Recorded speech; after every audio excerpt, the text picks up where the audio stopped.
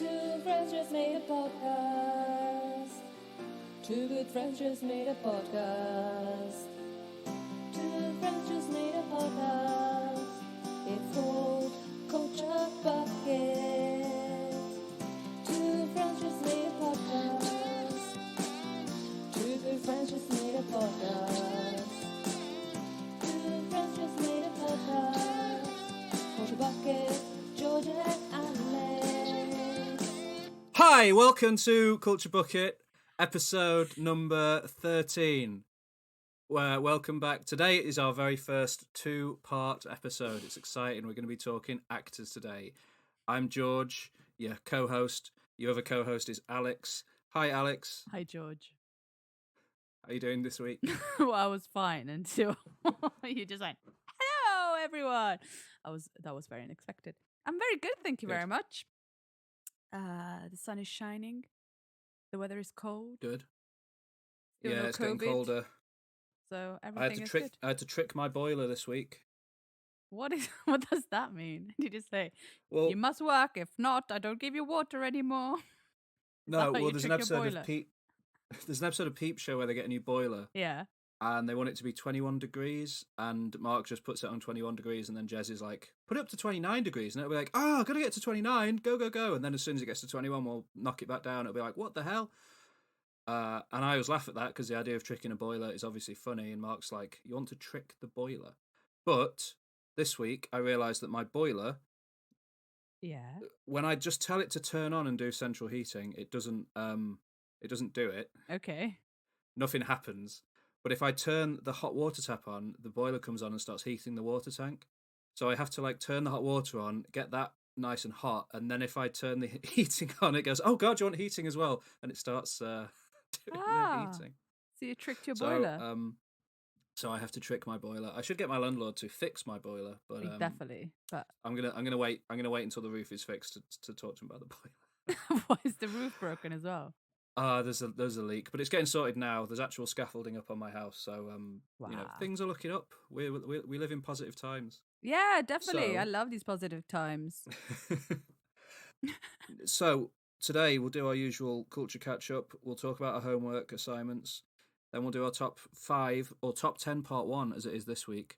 Yeah, Which from even despite the fact we're opening up to 10 instead of 5, it is still by far the most difficult list I have done. I regretted the decision of choosing top actors because Wow. it's hard.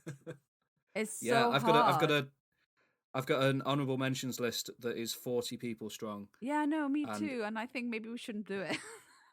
No, we're doing it. We're going with it. It's I happening. nearly texted you yesterday. She's like, are you sure? Because I've got 3 pages of people I haven't finished This yet. is a tough one. Yeah, really Um, tough. And I've realised, you know what I've realised? What we avoid doing in these top 5s is standard bearing. We don't tend to go with Robert De Niro's not on my list, for example. He's one of the all-time great actors, but Yeah. I feel like we tend to go for more recent or more modern picks with stuff. Do you think that's fair? Well, absolutely. Like in the 90s, I was obsessed with Gwyneth Paltrow. I watched all of her films. No, maybe it's the 2000s.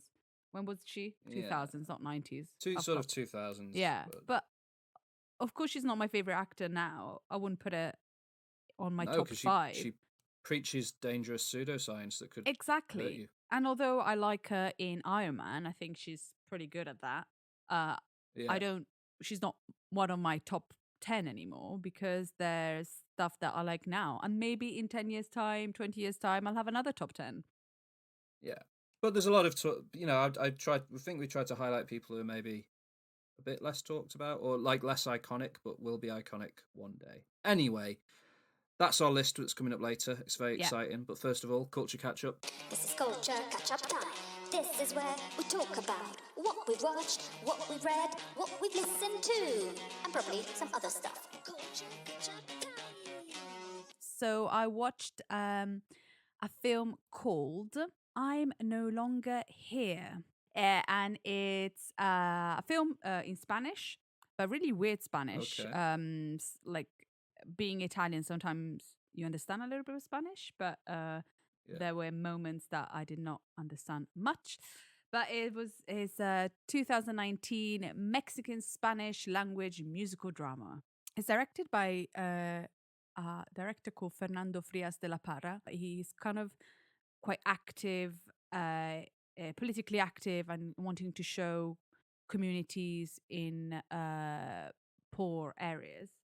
In fact, this one is the film is set in 2011 in the slums of Monterrey, which is a city in Mexico.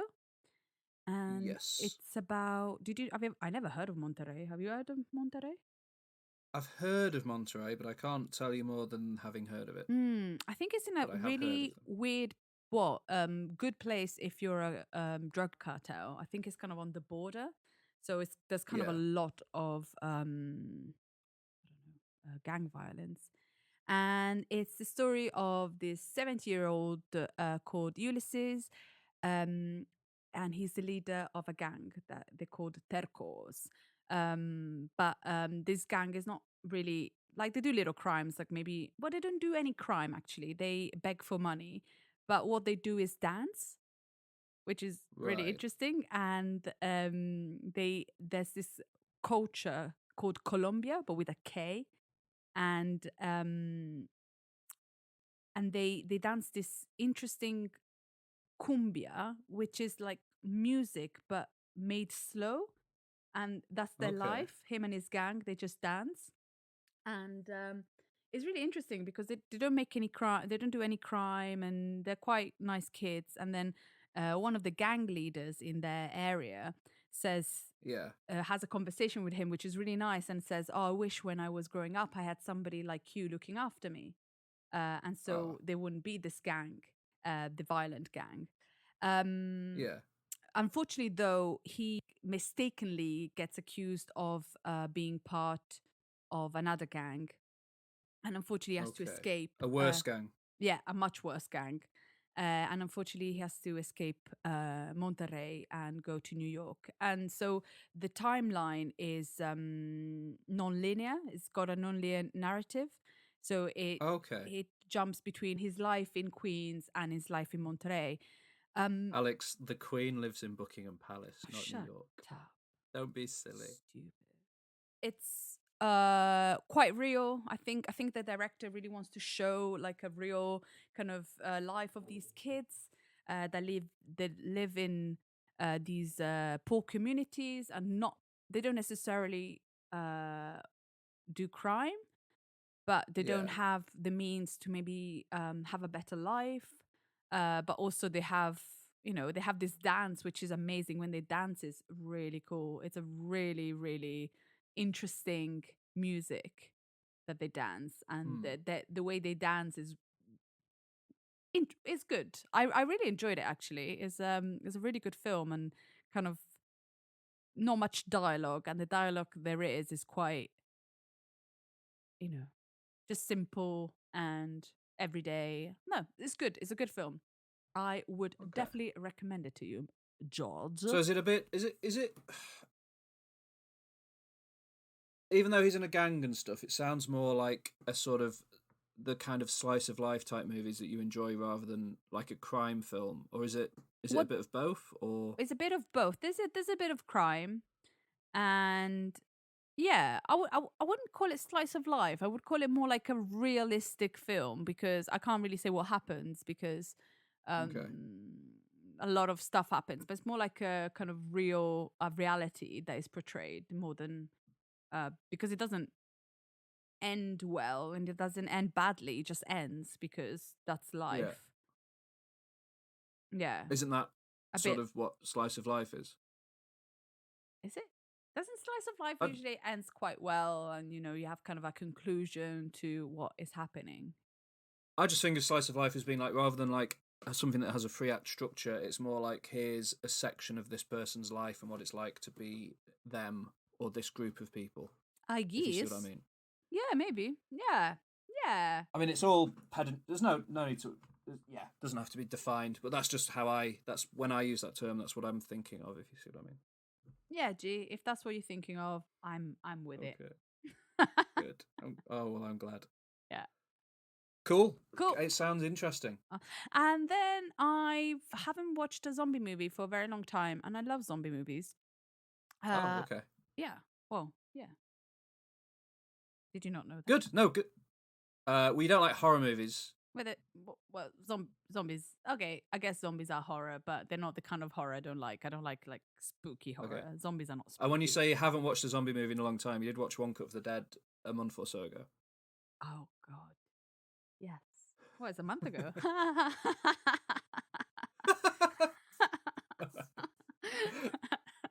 Yeah, One Cut of the Dead. Oh my goodness. I've had some good feedback after listeners have listened to that. That Oh, it was amazing. That's good. Yeah. Yes. Listeners, I mean my sister. We have some listeners. We have Yeah. more than one listener, I think it's fair to say. I don't know how many of those listeners aren't our friends, but we appreciate. We have one them that's definitely all not our the same. friend. There's you, one guy non-friend. who's not our friend. Thank you, Chris. If you're still listening now, We thank you're you. the absolute best. You Love are the you. best. Carry on being listening to us, please. Yeah, and I like your comments Thank too. you. So I like your comments. Keep us high, Chris. Yeah. Currently, we're in the Flight of the Conchord stage where we have one fan. Chris, that is you. We'll send you some merch. And by merch, some bread that I've cut into the shape of your name. In the shape of you. Yeah. Cheers, Chris. Anyway. Anywho, Thanks, Chris. What zombie movie did you watch? I watched a comedy zombie movie, which are the best kind of zombie movies. And Yes. it's called Little Monsters. I thought you might be saying Little Monsters. Have you watched it? Yeah, I've seen. Yeah. It's really, really good. I really enjoyed it. It's a film with Lupita Nyong'o and Alexander England, who I didn't know who was, and Josh Gad, who I've seen him in a few films. And it's basically, I didn't realize. I just found it and then I watched it, and I didn't realize it was set in Australia. I know it's bizarre that it's set in Australia because the thing that you know about it before you watch it normally is that Lupita Nyong'o's in it. So yeah, it's not set in you Australia. don't imagine it's going to be Australian. Yeah, And Josh Gad as well, actually. No, it is Australian. Yeah, and it's a zombie movie. These children are going on a school trip, and next to a petting zoo or something, and then next to the petting zoo, there's a US military facility where it has zombies in it, and the zombies run away, and the rest is history. The rest is that. Yeah. Lupita tries to keep the children safe from these zombies. One of my favorite lines is like, "Oh, what kind of zombies are they? Are they fast ones or the slow ones? Ah, they're the slow ones. Oh, thank God they're the slow ones." Like, yeah, of course you want the slow zombies. You don't want World War Z zombies. Those are terrible zombies. Oh, I love 28 that. Days Later zombies. Oh, you don't want those zombies. You know, No, I they're would very be fast. the first one to just not be around. I just I can't do it. I just stop here. But yeah, those are the best zombies because, you know, Walking Dead kind of zombies. Yeah. But she's keeping the children safe, like physically and mentally as well, isn't she? It's the great thing about the film is she's trying to make sure they don't know what's going on. No, and it's all a game. And at one point, she kills loads of zombies, and she comes back, and she's like covered in blood, and the kids go, "Oh, what happened to you?" It's like, "Oh, I just been splashed with the strawberry jam." They're like, "Oh, amazing!" Don't try it. I thought it was a really lovely film. It's really nice. It's heartwarming. It's got zombies. It's funny. I had some proper lol, laugh out loud. Chris is not a listener anymore after that. Moments. And Lupita is amazing. I really liked Alexander England. I thought it was really good. Like, it was really... He's the main guy, right? The sort of slacker guy. Yeah, he's brilliant in it. And at the beginning... considering he's up against like an Oscar winner. Lupita Nyong'o's an Oscar winner, right? Yeah. Yeah. He holds his own on screen with her, which is impressive. So good because I don't know, at the beginning he's really hateful, and then, you know, it changes throughout, but even his face changes. He's such a good actor. Yeah. So I really enjoyed Little Monster, Little Monsters. Very, very good. We also have to mention that they sing Taylor Swift on the ukulele. Oh, And this it's and the awesome. last song you hear is "Shake It Off," and it's like, yes, Yes, yes. it's great. That Taylor's- scene right near the end where they're walking away from the place towards the army people, that's a really good scene. That's a beautiful scene. Yeah. Oh, and I just love, yeah. And then they sing "Shake It Off," and that's the last song you hear. That's a really, really good film. I really, really enjoyed it. Yeah. I'm glad you watched it. It definitely sort of seemed to kind of, some people really watched it and liked it, and then a lot of people just didn't hear about it. It didn't like get a big, it's not like Shaun of the Dead where suddenly everyone was talking about it. It just kind of seemed to come and go a little bit. Yeah, and I find it really weird because I'm not sure is if it's because I live in Italy. I don't really get the publicity that England and the States get. But Yeah. I didn't know this film I existed. think it came out as like a Sky Cinema film in the UK, maybe. I Mm. think it just seemed to turn up on like Now TV, which is the streaming service for us. Yeah. It didn't like get a cinema release or anything, despite the fact it stars Lupita Nyong'o, who's an Oscar winner and is incredible in it. When Janelle Monáe when she did a show in London recently, Lupita Nyong'o came on stage and danced, and the video of that's pretty good as well. That's like the best thing you could possibly have on stage. Yeah, exactly. Janelle Monáe and Lupita Nyong'o on stage together. Oh my goodness. So, right, so that's the film about Mexican dancing. Yeah. And then Little Monsters. Yeah, and then What's next? I love Adam Buxton. Oh, who doesn't love Adam Buxton? I love him, and so I binge. So he has a podcast, and I don't listen to it for about maybe 50 episodes, and then I binge it because I can't. Yeah, I do exactly the same. So I've started binging again this week, and I listened to an episode with see I don't know about this guy because I probably because I'm in Italy, but I think he's really popular in England. But he had as a guest he had what did I say? I'm imagining that you might be about to say Robbie Williams, which would be very funny. You didn't know about Robbie Williams. I used to be in love with Robbie Williams, so shut up. Yeah. No, it's just because he was on the Adam Buxton podcast last week. Yeah. Oh, So wow. it would have been funny if you'd said, this guy, I don't know him very well because I'm in Italy, but No. I think he's popular in the UK. Robbie Yeah. Williams. Yeah, Anyway, sorry. no. As a guest, he had this artist called George the Poet. Mm. And I thought it was really interesting that like somebody would call himself George the Poet. Yeah, and he was doing a live podcast from the podcast festival in London or something. Yeah. And I thought, and he's a really nice, amazing guy, this George the Poet. And at one point, he read a poem, and it was beautiful and really kind of moving. I don't know if you heard that episode. No, I am a bit of a what's the word? I don't know what the word is. I tend to listen to Adam Buxton podcasts of people I already know, which is silly. But yeah, so I know of him, but I haven't listened to that episode. Yeah, because I do the opposite. I kind of want to listen to people I don't know because I don't know. I know more people now, and I know more about more organizations. For example, I learned about Reprieve from Adam Buxton, which is this organization that works with lawyers for people that need lawyers internationally that have been, that need help. And so I really appreciate that about Adam Buxton's podcast because the randomness of it. Yeah. It's really good. But so Georgia Poe's got a podcast which I haven't listened to yet and I want to listen to. But I listened to his EP, which I recommended to you to listen before this episode, but I don't know if you have. And it's called The Chicken and the Egg, and it was released in 2014. Did you listen to it? Yes, I did. Yeah. I thought it was interesting just because it's very emotional in a way that it does instigate different emotions in you. Sometimes you like the person that's speaking and you understand, and sometimes you don't understand what is happening. And then I went to read a little bit about it, and it's kind of I've found something that says it's the definite statement which accounts for the current social issue of teenage and unexpected pregnancy.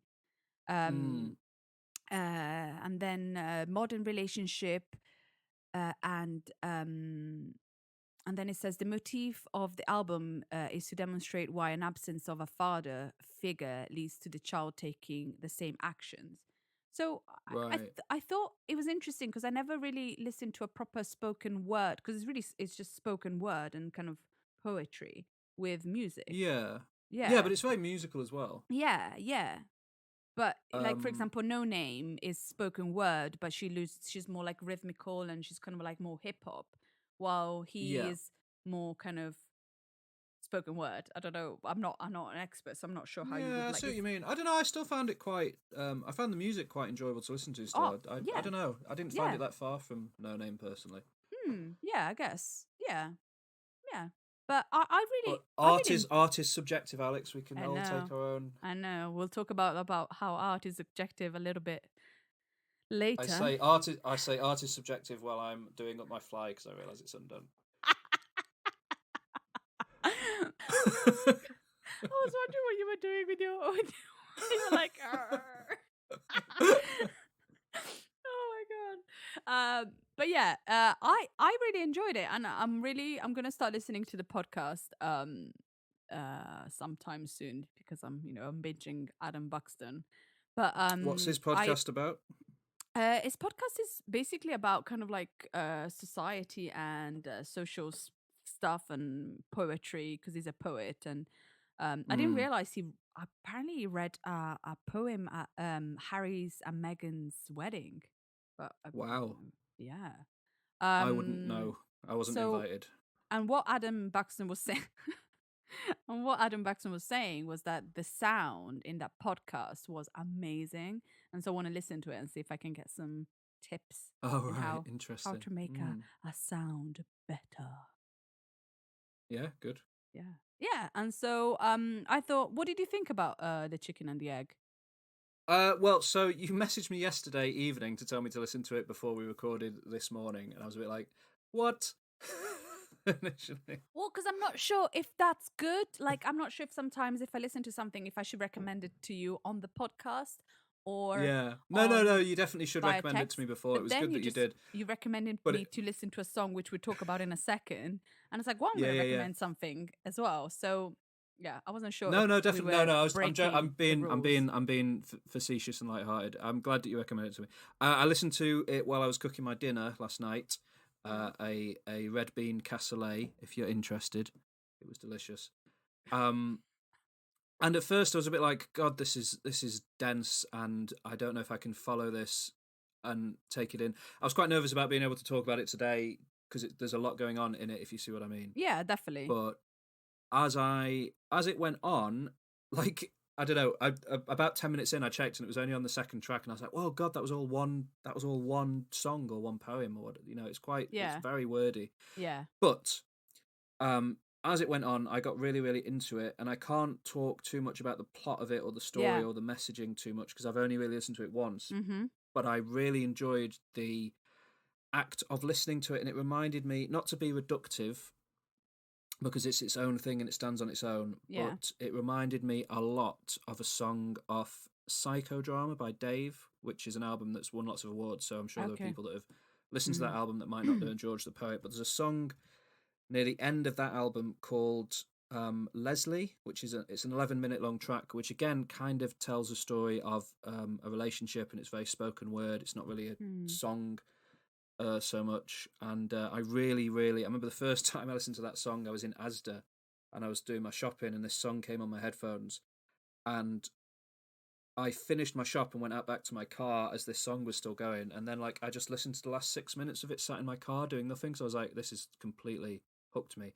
So that song's brilliant, Leslie by Dave, and then this album feels like it kind of exists in a very similar space to that song, and tells a good story. And he uses, like, his words are very good, but his voice is very effective as well. There's a bit where he gets very angry and he suddenly starts shouting. Yeah.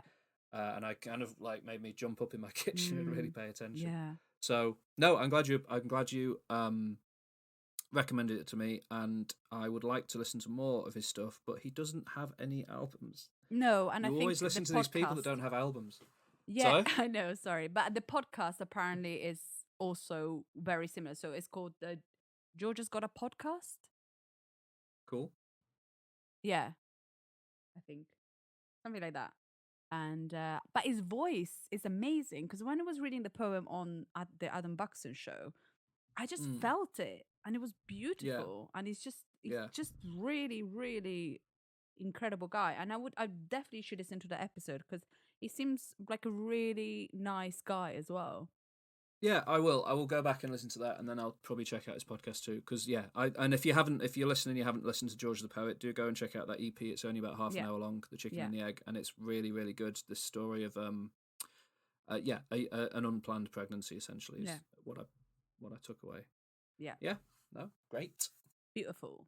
And then the last thing I would like to talk about is the recommendation you gave me. Okay. Which is the Kanye West song, which I think is called what? What's it called? Now, hang on.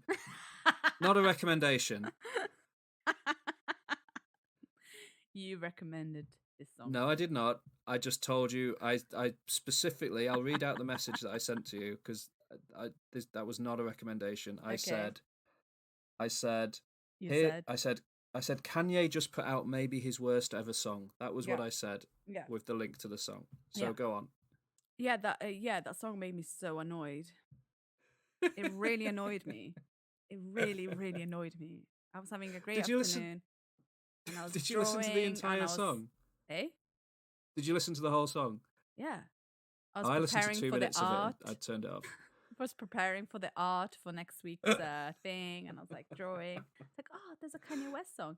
It's awful. No, it's a terrible song. It's called Na Na Na. If you don't know what we're talking about, he put out a song on Spotify called Na Na Na, and it's very forgettable, and the lyrics are bad, and yeah, I was actually listening to it specifically thinking about My Beautiful Dark Twisted Fantasy because I was like, you listen to that season on Dissect, you kind of learn how much time and effort was spent on that album. Like every song on that album has got like tens of thousands of man hours put into producing it. It like there isn't a second wasted. No. Now it just feels like he turns on his computer and just farts into it and then puts it out as a single. Yeah, and he still thinks that he's great. Sad. And that's the thing. He still thinks that he's great. It's like, no, calm down. Go back to being the artist that you were. That that cared about music and didn't release this absolute crap. Yeah. And I think the downfall was from that stupid song that he did with that stupid little rapper. What was his name? Oh, that guy's gone as well. I can't. What was it called? It was the one he did for the Porn Awards. Yeah. And I don't remember what it was called or who I the Love It artist or something. was. Something like that. Yeah, maybe it was I Love It. Yeah. It was it's a horrible song. Yeah. I don't like that song very much. And the fact that song became so popular was what he says kind of made him a born again Christian. Like he's always been a Christian, but now he's like a kind of fundamentalist. A terrible human, intense Christian with opinions on abortion and things. I really strongly disagree with. And yeah, apparently it was the fact that but then he had done it specifically for the Porn Awards. He'd made that song and that music. Like, what did he expect? I don't know. I don't understand the man anymore. I can't defend him anymore. And the music he puts out now is abhorrently terrible. So trash. Yeah, which is it's such sad. a shame because he provided this world with incredible music, and now he's just coming out with absolute from his political views to his music is just absolute dog poo. Yeah. And like as recently as like the last incredible thing he put out was Kids See Ghosts. Oh, and that album came out in 2018, so only 2 years ago. Within 2 years he's just lost every second of talent he seemed to have. It's disappointing. Yeah, never mind. So, is that your culture catch up? That is my culture for the week. What is yours? Okay. What have you been? What is mine? Ingesting. Apart from your cassoulet. It was so good. I've got some music to discuss, some TV to discuss, and then a couple of films to discuss. That's me this week. So starting off with, there's an album that I had listened to, I think, once or twice when we spoke last week, but not enough Mm-hmm. to really talk about it. But then, like, since our recording last week, up until about Friday, it was basically the only thing I listened to was this album by a band I'd never listened to before called Touche Amore. Mm. Do you know Touche Amore? No. No. They are a hardcore punk band, post-hardcore sort of punk band from America. Yeah. They've been going for a little over a decade, I think. They've put out a few albums. I've never listened to them before, never really had reason to. But then I saw people talking about this new album they had just put out a week or so ago called Lament. And I had to listen to it, and it is absolutely fantastic. It like Ooh. immediately became one of my top albums of the year. And it's Mm. basically all I've been listening to. So Touche Amore, big fan of them. Like very quick songs, very Mm. like heart on sleeve, emotional lyrics, like kind of not screaming so much because I don't really like that kind of hardcore punk music where they're just screaming. He's sort of Mm. screaming, but there's a melody to it, if you see what I mean. Yeah. And yeah, just kind of like the natural evolution of like emo music, like My Chemical Romance and Fall Out Boy. It's kind of like what Okay. that path has led to today is a band like Touche Amore, I think. So yeah, I really love that album. If you like emotional, big, heart on sleeve, like I just said, kind of rock music, you should check them out and check that album out in particular because it's absolutely incredible. It's produced by someone called Ross Robinson, who I think has got kind of a long career producing bands like Slipknot and Korn and Machine Head. Hmm. So he kind of brings kind of, I think, a high level production value to it that's helped them to kind of break through a little bit more. And yeah, Lament by Touche Amore, incredible album. Make sure you listen to it. That's what I've got to Nice. say about that. Next, the lead singer of The National released his solo debut album this week. Matt Berninger put out Mm. Serpentine Prison, produced by Booker T. Jones, who is from Booker T and the MGs, who did Green Onions, I think. Iconic little melody. So, big talent behind this album. I've listened to it quite a lot since it came out on Friday, and it is it's a singer-songwriter album with the voice of the man from The National, and that's kind of, I don't want to put it down in any way because I like it, but it's very much what you expected it to be, if you see what I mean. He's not kind of breaking the mold, but he shouldn't have to. It's just him doing something on his own for the first Yeah. time, and Good. he's a very, very talented songwriter. And if you have ever listened to The National and enjoyed any of their music, and feel like you could take something slightly more stripped back with less maybe rock elements in it, have a listen to that. Serpentine Prison. Serpentine Prison, Matt Berninger, go for it. Then, also, it was a big week for music. Also, on the same day, a singer who you know called beabadoobee beabadoobee. released her debut album. She's put out EPs and singles and things for the past couple of years, but she's finally put out her solo debut album, which, as we know, is when I actually will bother listening to somebody when they have an album. Mm. And it's called Fake It Flowers. I highlighted it on our Instagram the other day, and I expected to spend all of Friday listening to the Matt Berninger album, and I actually spent most of Friday listening to beabadoobee's album because I think it's really, really good. It's a sort of slacker rock album. I don't know Okay. quite how to put this into words or explain it, but Mm. when I listen to it, it makes me think of the film 10 Things I Hate About You. Ah, okay. Which you So only it- watched recently, haven't you? I only watched that. Yeah, I watched that for Yeah. the first time over the summer, over lockdown, and I love it. That movie's Yeah. crazy good. So good. And it has an amazing soundtrack. And beabadoobee's album seems to embody that soundtrack. It kind of, even though I think 10 Things About Hate You About You was made in the noughties, it feels very 90s, and this album feels like a kind of 90s post Nirvana-y sort of grunge album, but with like a slacker vibe to it. It's very kind of Okay. almost Beck-esque. Mm. I really like it. I really, really like it. I've listened to a few of the singles in the past and never really followed through with like caring too much, but I'm really enjoying this album. So I would Oh, put a big recommendation on that. Fake It yeah. Flowers by beabadoobee. Go for it. Yeah, I think Have a every listen. time there's a new release, you just have to send me a text because I just don't know anything. Because I Well- love beabadoobee, but I didn't know there was she released an album. Well, Send me a Alex, text. if you if you bothered checking our own Instagram page, you would have seen that. Of she course. did Ah, it. yeah. No, I see. I saw that. Yeah, I did definitely saw that. You're the social media guy. Come on. Yes. Yeah. No, it's fine. And the last one I want to talk about is one that I've not listened to as much as the others, but I'm really enjoying it. And it's a hip hop artist, a rapper that I have keep trying to get into because I know that I really like his music, or I like his lyrics and the things he talks about. I've never really taken the time to get into him before. A rapper called Open Mike Eagle. Do you know Open Mike Eagle, Alex? Of course not. Fair enough. He's one You of don't those live in a rappers bubble. who his topics. I don't know. He talks about pop culture quite a lot in his lyrics and stuff, and he's very emotional. He's like a kind of quite an emotional rapper. He kind of talks about his life in very real terms. He's not like one of the. He's not grandiose. He doesn't sort of brag too much. He's not braggadocious like, say, Run the Jewels are. He's much more, this is what my life is like kind of rapper. So his newest album is called Anime, Trauma and Divorce, and it appears to mostly be about anime, trauma and divorce. Okay. And I really like it. It's really good. There's a great song on it called The Black Mirror Episode, and the chorus is just him going, Black Mirror episode ruined my marriage. Black Mirror episode ruined my marriage. And then lyrics talking about how he should take them to court for affecting his relationship and things like that. And it's quite, I don't know, it's funny and quite real, obviously, because he's talking about something that happened, a divorce that he's been through.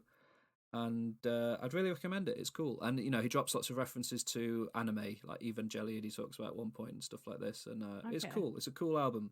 Anime, Trauma and Divorce by Open Mike Eagle. And he's got a whole back catalogue of loads of stuff that's meant to be brilliant as well. So I'm going to start digging into that more and getting into it.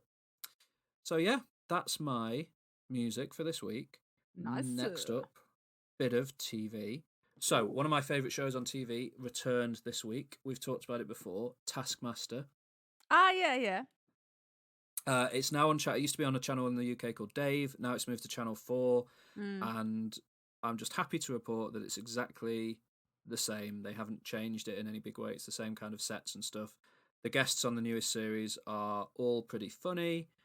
And the first episode aired on Thursday. There's only one episode of the new series out so far, but it felt like classic Taskmaster, so they haven't lost their edge by moving to a new channel, and I was just happy to see it. And all the old episodes are now up on All 4, which is a much easier to access streaming service in the UK than what they used to be on UK TV Play. So I've been rewatching the first series as well. I've watched the first 2 episodes of season 1 again, and you watched a bit of season 1, didn't you? With Frank Skinner and Tim Key and Ramesh Ranganathan. Oh no, I watched all of it. That's probably my favorite. Yeah, one. I just watched just this morning when I was having breakfast. I watched the one where they have to guess what's inside the pies, and he eats the toothpaste pie. Yeah, it's funny. Makes me laugh so much. No, I love Ramesh Ranganathan. Like I just Ramesh listened Ranganathan's to great. The episode on Adam Buxton. He's hilarious. Yeah, He's he's so got a funny. podcast. You should listen to his podcast. I've listened to a tiny bit. Yeah, I should Hip Hop actually. saved my life. Yeah. But yeah, on the new episode, so on the new season, the guests are Daisy May Cooper, who is from This Country, which is a great TV show if no one's seen it. Richard Herring, stand-up comedian. Johnny Vegas, very famous guy. Catherine Parkinson, who was in the IT Crowd years ago and is a good actress. And a guy called Moan Rizwan, who I didn't know. I've never heard of him before, but he by far made me laugh the most in the newest episode, where there's a bit where they have to get. They're up on a balcony, and down below them there's a pan on a barrel, and they have like 4 eggs, and they have to get the eggs into the pan basically, and they're given they have to choose a box that will allow them to do it, and one box has got loads of pipes in it, one box has got helium and balloons, etc. And there's a bit where Moan Rizwan genuinely thinks this is going to work. He pokes a little hole in the egg and tries to fill it with helium.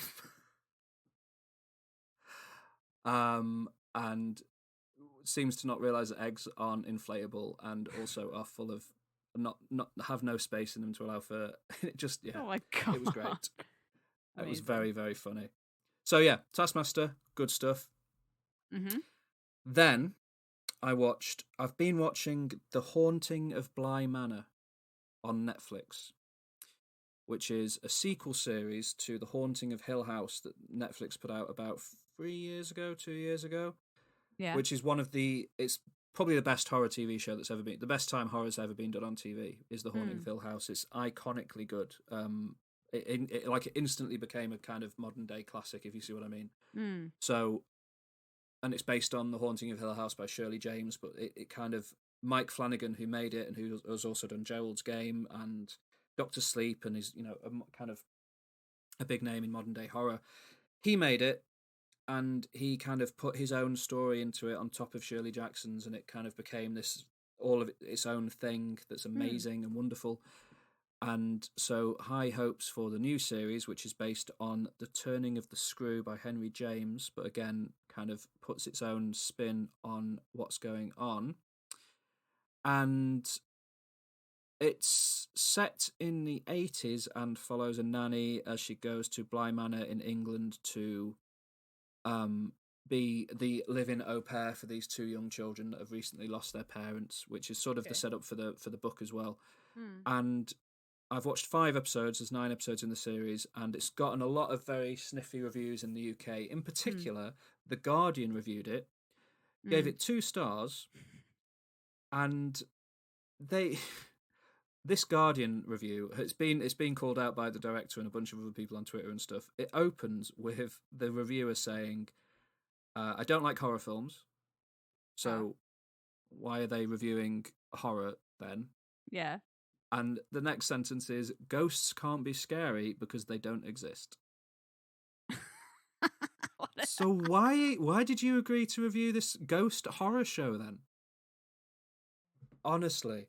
Anyway, it's set in the UK, but it's got a lot of the same actors from it that were in The Haunting of Hill House, and it is an American production, and it's been getting a lot of sniffy reviews in the UK for the quite interesting British accents that a lot of the American actors in it are doing, which are distracting to quite a strong degree at times. And like it, some of it definitely there wasn't an English person on set. Like there's a scene in a boarding school where they have a Union Jack flag next to the blackboard. You know, like they do in American schools. They have like an American flag hanging up in the classroom. We don't do that in the UK. It's very distracting to see like Americanized British boarding school. Yeah. So all of these things are true, and it's definitely not as good as The Haunting of Hill House, but it was never going to be. But I watched episode 5 last night, and episode 5 is as good as anything from the original series. Like the first 4 episodes I was a bit unsure about, and I didn't know if I'd carry on watching it.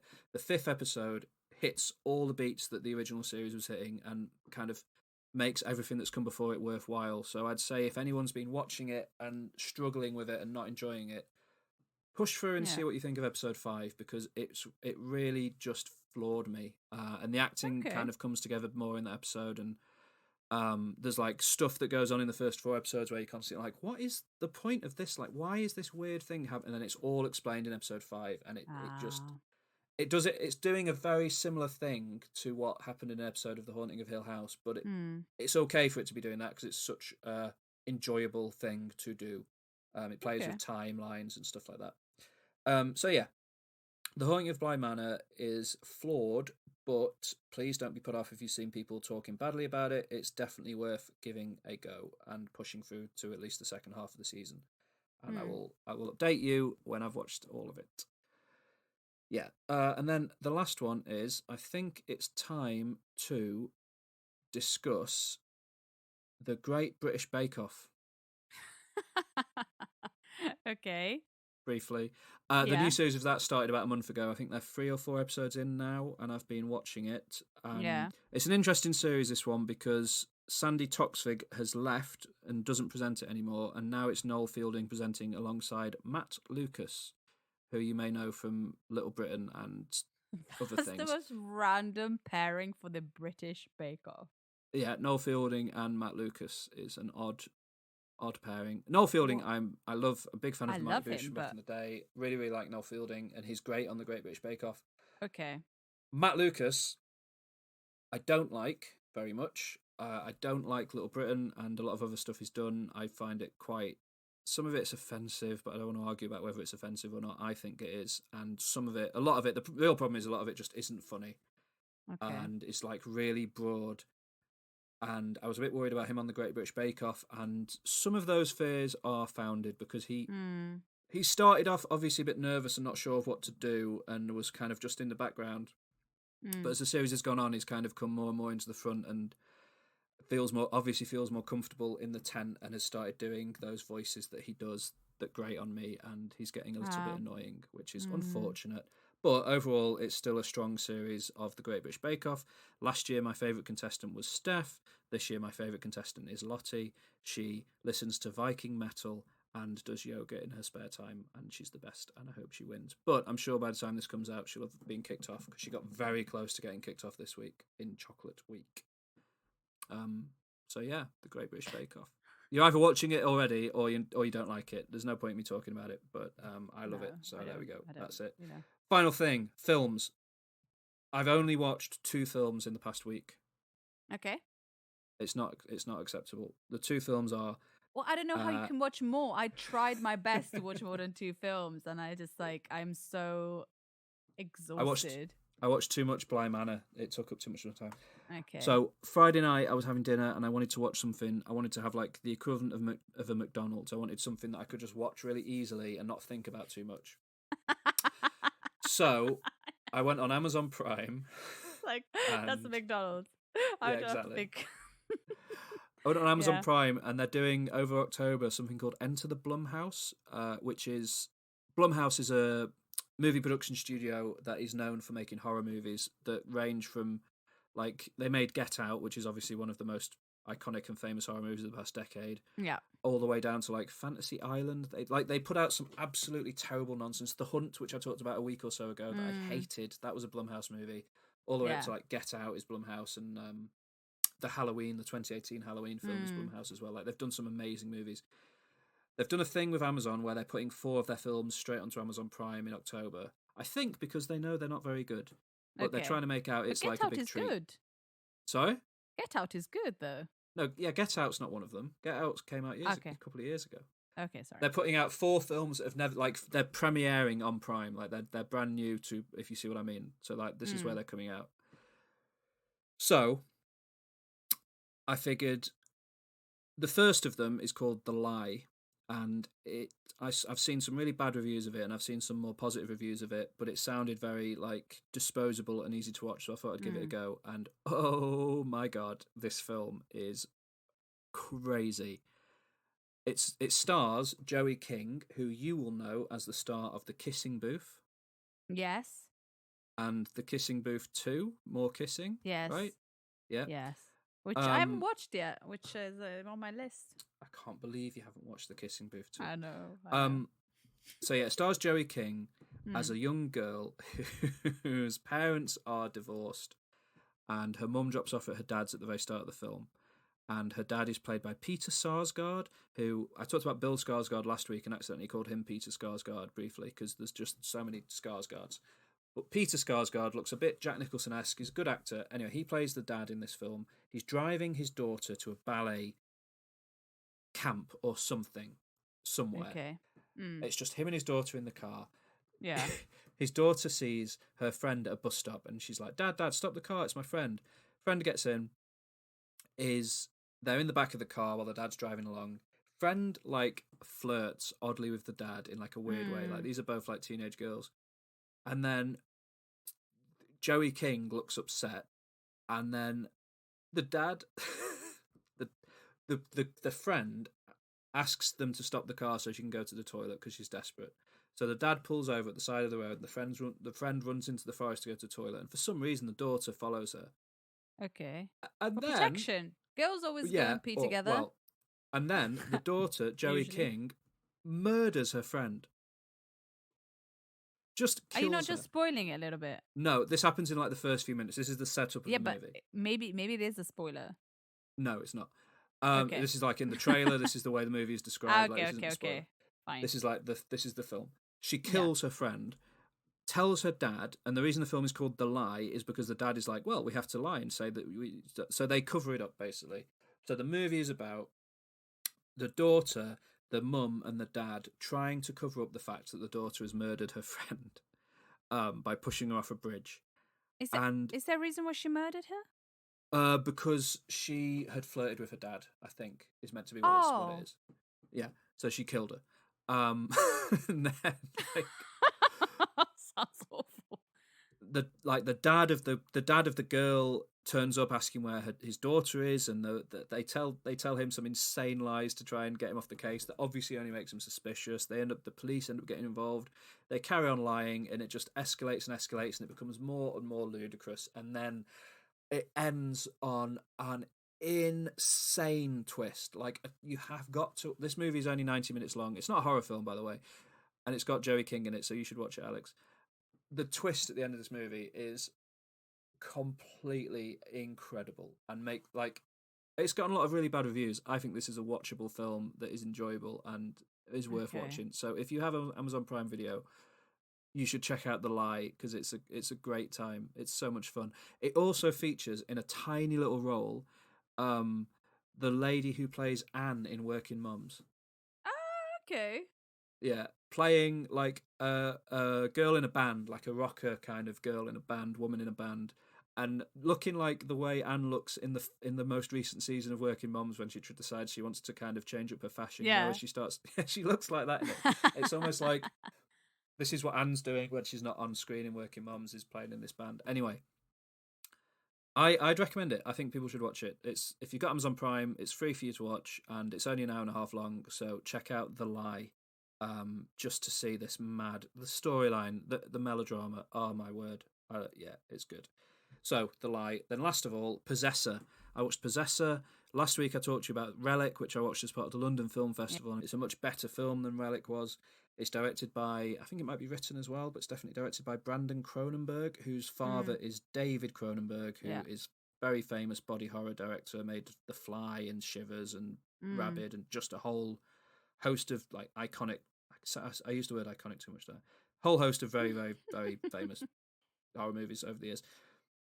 Would Brandon you say Cronenberg, they're iconic? Yeah.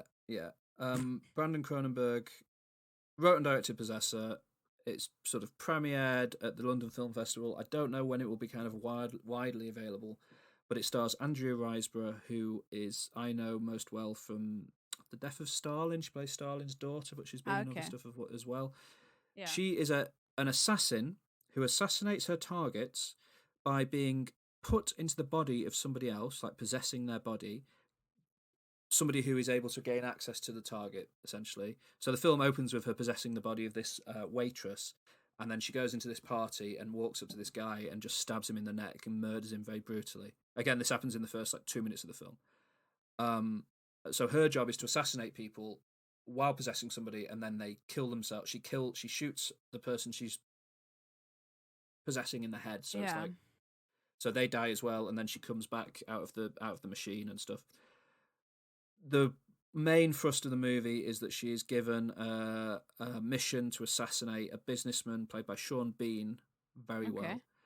And she has to possess the body of this man who is going out with Sean Bean's daughter in order to gain access to him. And this guy, her ability to do it is clearly kind of becoming impaired, and she's struggling, and he is quite a strong character, and essentially he starts fighting back against her possession. So it's like, it's very interesting because he's fighting back against himself, but it's all happening within his head. So there's some really surreal, strange imagery. It has a really, really dark ending. And it's great. I really, really liked it. It feels like the kind of movie his dad would be making today if his dad was still making those kinds of films, if you see what I mean. Like, it's a natural evolution of the Cronenberg family brand. And I really enjoyed it. It's very stylish. The opening credits and the ending credits are on this really bright yellow screen with this black font on it, and it just looks great. Everything looks really good in it. The acting is powerful. And yeah, as soon as you get an opportunity to, if you can put up with some quite strange imagery, you should definitely give Possessor a go, because it is fantastic. Sounds And pretty yeah, cool, actually. yeah, it's really, really cool. It's a very cool movie. Like the premise is really interesting, and it kind of does lots of cool things with it. Jennifer Jason Leigh is got a reasonably small role as her handler, but does a lot with that role. Is very, very good in it. Like everyone is good in it. The story is really interesting and original, and the special effects are really cool. And it does that kind of Cronenberg. I keep again talking about David Cronenberg. Does the thing David Cronenberg does a lot of, like having technology intersect with the body in ways that are quite strange, cyborg-esque at times. So yeah, no, good stuff. Enjoyed it. That's all my culture catch up. Cool. Yeah, Very good. I like it. Sit down at the back and be quiet and get out your book because it's time to discuss your homework. Now. Okay, time for homework. Homework time. Homework time. It was soundtracks last week, so we had to watch movies and focus on their music. Yes. Yes. Yes, you are starting, I believe. Okay. So, one of your favorite soundtracks was a soundtrack from the film Under the Skin, and it was a soundtrack composed by Mika Levi, which I never heard of before. So, I watched the film. Yeah. And what one thing that you said last week that really stayed in my mind was the fact that how Scarlett Johansson looked like an alien. Yeah. And that is spot on. In in like pasty white ginger man in blonde man in Glasgow, and then you see, and even women, like proper Scottish people, and then you see Scarlett Johansson. She does look like an alien, like body shape, face. She just looks like she doesn't belong in that environment, right? Absolutely not. And then for like when I was watching those scenes, I was just thinking how, actors do have a completely different aura to them. They are like different humans. Especially like your top level A-list Hollywood actors. Yeah, because there's a scene when she's in the in a shopping center, and you see like basically Glasgow, the citizens of Glasgow. And then you see her and she just looks like this goddess. Yeah. And these are just normal people, but Scarlett Johansson is up there, an alien. So I thought that was really spot on. Like the film is interesting. Interesting thing was when she first starts talking to a Scottish guy, and I did not understand a word that this person was saying. And most of the people, I did not understand what they were saying. So they found in the film, they found the people with the thickest Scottish accent. I don't know if it's Glaswegian, I think they largely just found like ordinary Glaswegians, and like the Glaswegian accent is a very like particular type of Scottish accent. She puts down she goes around in a white van, and the first time she puts down the window to ask for directions, this guy starts talking. I was like, what the hell is he saying? It was just like, okay. And I was wondering if the director did that on purpose to kind of because she's supposed to be an alien. Well, she's an alien, and if that's kind of they're talking an alien language, because I think I speak English fluently and I did not understand a word. Can you imagine like American people listening to that and just going? Yeah, exactly. I think that it's definitely the film is showing us the world from her perspective and her point of view. And to have such a strong regional accent be the main one you hear people speaking in, that can be, unless you're from Glasgow, quite difficult to understand. Absolutely. It's a glorious, wonderful accent, but it is very like you have to be attuned to its particular rhythms to kind of get everything out of it. So I think you're right. I think that is intentional.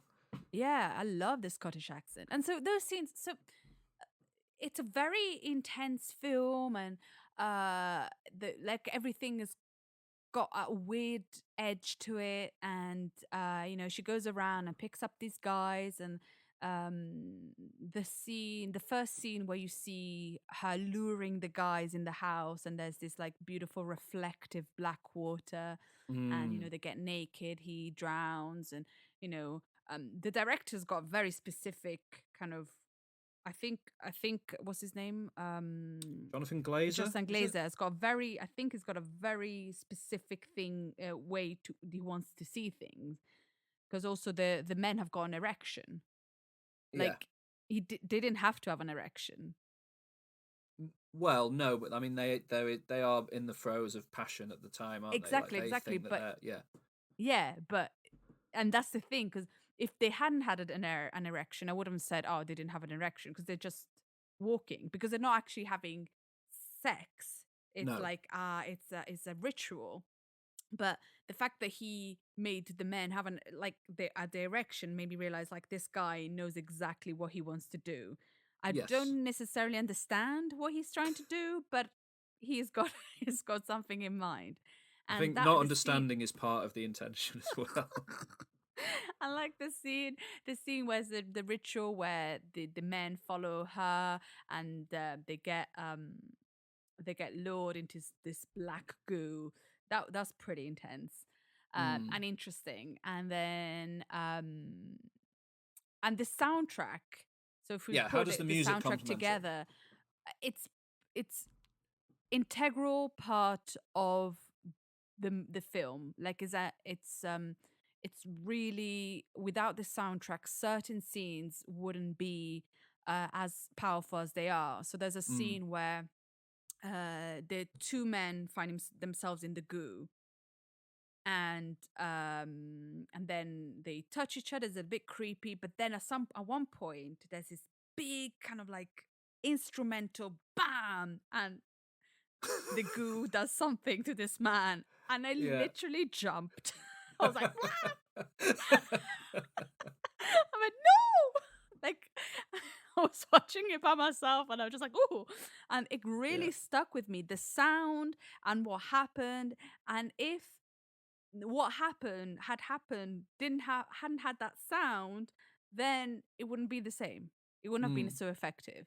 And so every scene, like when she's scared, there's a certain music, and when something happens, there's a certain music. But in scenes where, for example, there's a scene where she runs away from this guy that's trying to rape her, and there's no music. Yeah. And that is so effective to the scene. And you just go, you just silent yourself. You're not thinking, because you don't know what to. It's just horrible. Yeah. So I think the soundtrack is amazing. It's definitely thought, and that's what I'm saying about Jonathan Glazer knowing exactly what he wants. He knew exactly what he wanted for the soundtrack. He knew exactly what kind of thing he wanted, and it's such a part of the film. And the film is it's an interesting film. Like, by the end, I was just like, what? Yeah. And there's one part that I missed, and I'm not sure what happened. So one of the guys gets away. But I was like, did I miss something, or did he just get away? I just like, I don't want to rewind, but I don't know. Did he just get away? Because I feel like this guy goes in the house, and then she looks at herself in a mirror, and I thought I think she maybe lets him go, but I don't remember. Yeah, he lets him go, but I'm not sure how. Like, I think I missed a moment, because sometimes when you I don't know, if you gaze away from the film, you go, and suddenly there's another scene, and you go, what is going on? And then there's a random scene where, like, this dog and this dog is in the water. This woman's trying to save the dog. Then the husband is trying to save the dog. Just insanity, absolute insanity. But I think the soundtrack is amazing. I think it's amazingly thought of. It's effective. It's perfect for the film, and it's a good choice. The film, I have no idea. I don't know. Like, the film is interesting. Yeah.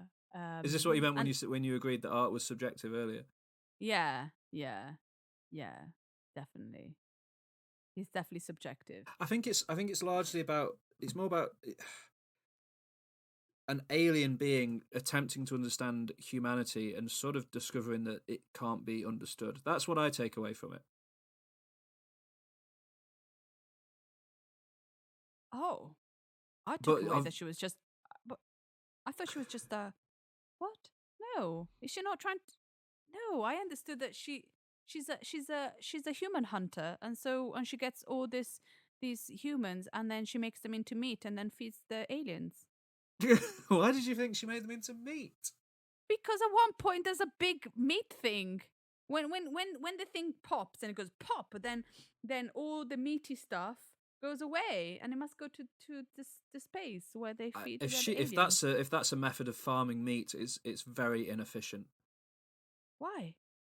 Well, because It's very efficient. Everybody wants to gets in her van, no probs. No, Like but she, every yeah, but every like man got in her van. one per night. It's not as if she's not. It's not mass producing. I don't know. That's not what I Do you took away assume from she's it. the only alien? No, there are plenty of aliens. They're all doing the Well, same see, thing. now I don't know that there are loads of aliens. Why are you saying there are loads of aliens? There's her and the Because man they're on the all bike. hunting for human meat. I go what? It's not. That How is do you? not my interpretation. But she's only trying to understand men, first of all, and so she can only lure men. If she could lure women, she would be. Yeah, no, she's a hunter. She's a meat hunter. And that she only wants man meat. Yeah, man meat. Okay, right. Well, She's not trying to understand anyone, but then she realizes that maybe what she's doing is wrong because the guy seems really lovely. I don't know. That's in the thing. It's a bizarre film. yeah, it is. Yeah, well, yeah, it is a strange And I can't film. believe Scarlett Johansson is in it. Like, A-list Hollywood actress is in this film that is. What do you think of her performance? She's amazing. I think it's the best performance she's ever been in. Yeah, I would agree with that. Because I find like I've got a weird relationship with her acting. Like I Yeah. think she's gorgeous and beautiful, and but I feel sometimes she's like always the same. See, I really disagree with that. I don't think that's true based on this film.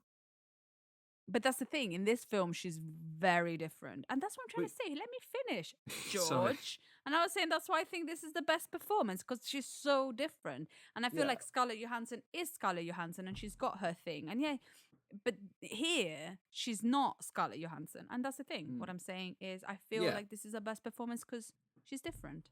I agree. But I also think she's very different in Lost in Translation to Jojo Rabbit, for example. Okay.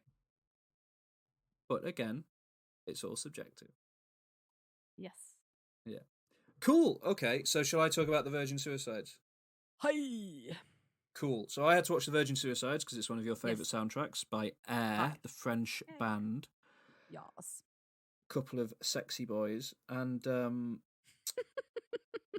this movie is weirdly, it's a famous film. I remember when I was in school, people talked about it a lot. And it's like bizarrely unavailable. It's not on any streaming service in the UK. I had to order a DVD of it for £1.50. Oh, Under the Skin was the same. It was really hard to find. Yeah. Apologies, but it was worth doing. So yeah, I got my DVD copy of The Virgin Suicides arrived on Friday, so I watched it yesterday, and I also listened to the soundtrack separately afterwards. It's a movie about 5 sisters who are living in the 70s. They range from the age of like 13 to 17, I think.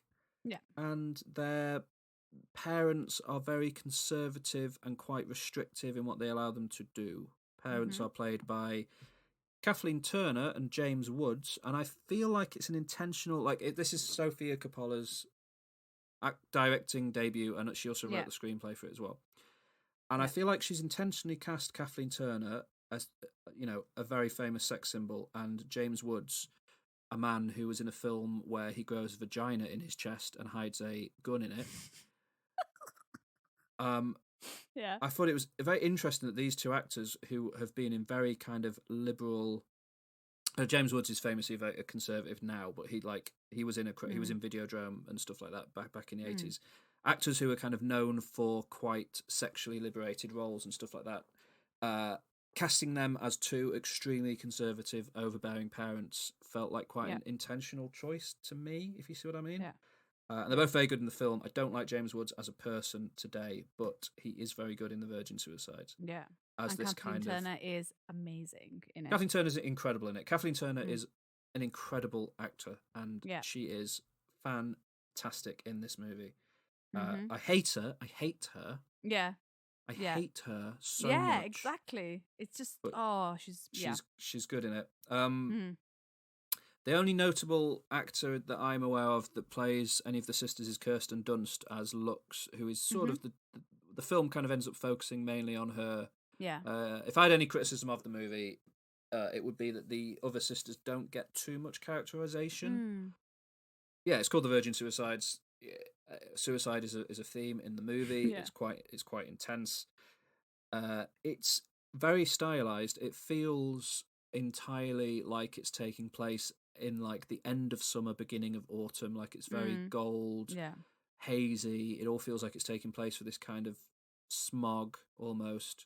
And it's very light. There's sort of the scenes sort of seem to drift by almost, if you see what I mean. And there's this narration. The narration comes and goes, which makes it all feel very kind of nostalgic, especially because it's set in the 70s as well. And I think the music by Air is integral to that style. Like the music by Air supports this idea that the film is taking place in the beginning of autumn or like at the end of something. It feels very kind of airy, I guess. is their name. Airy. But it supports the film a lot. It's really, really good. I liked the music. It's a very sad film. Yeah. The ending is upsetting. Yeah. Yeah. The acting's very good in it. Josh Hartnett is really good in it. Actually, I didn't recognize him when he first turned up, but Josh Hartnett is good in it, playing a horrible person. Love with Josh Hartnett. I can imagine. Amazing. And yeah, it cuts repeatedly to, because all these things are happening. The film opens with one of the youngest sister trying to kill herself. Then a few things happen, and then there is a more successful suicide occurs, which really kind of kicks the film into the main kind of plot. Yeah. And it all feels like the main characters of this family, but it feels like you're not really seeing the film from their perspective. You're seeing the film from the perspective of these adolescent boys that are reminiscing about it. Yeah. And then also the rest of the neighborhood who are just it will cut to them just gossiping about what's happening in this house with this family, and it cuts to them watching TV, and it feels like the whole neighborhood, instead of trying to help and support this family, are just using them as entertainment. And I feel like that's kind of what the film is trying to say. At least that's what I interpreted it in terms of like, you know, these American suburbs where people are kind of quite bored and not much is going on. They use their own neighbours for entertainment, and ultimately, like, this family was clearly going through something incredibly difficult, and it ends in horrible tragedy. And the only person that tries to help throughout the movie is a priest. That seems the only character that kind of goes into that house with the intention of helping anyone inside it is a priest, who is ultimately deeply unsuccessful and not very good at, you know, providing any support. But the rest of the neighborhood just stays on the outside. And yeah, I liked it. It was a good film. The music as well at times helped it to feel like a horror film. There's certain sequences that feel like you're watching a horror film, like a slasher movie, but it's not a slasher movie. It's this teen drama. But the music kind of really builds suspense at certain points, really effectively.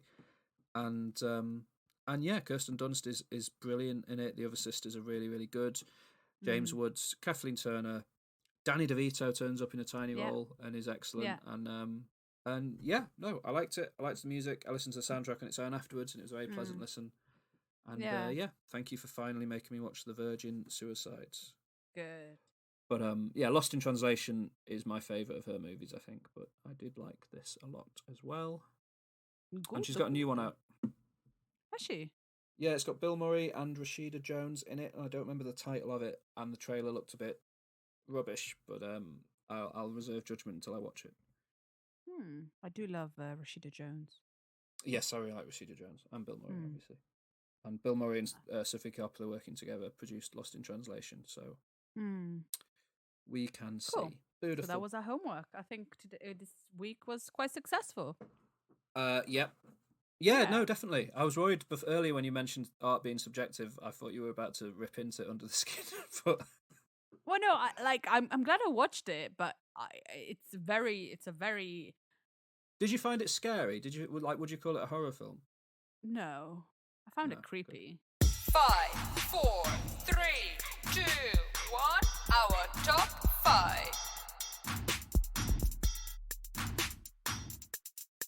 Yes, please. It was bloody hard. Man. Yeah, I found this one incredibly difficult. I'm still not totally convinced by my list. I'm not convinced, but I'm gonna go for it.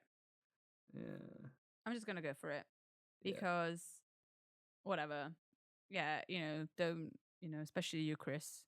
Don't don't hold us accountable. It'll be awful if he doesn't listen anymore. I hope he We'd does. be awful. Hey, if you listen to us and you don't know us personally and you're not Chris, then give us a shout. Yeah. Email. Just drop us an email to let us know what you think. Yeah. We would like to hear your voices, guys. Yeah. Hey, if you'd like to suggest a top 5 that we could do, that'd be great. Email us, give us some feedback, suggest some stuff, send in your top 5s. We could read out some top 5s. All of these would be good to do. And that's not just people we don't know, people we do know. You can also send in stuff, please. Let us know. But, you can message and we us can on- make a new jingle.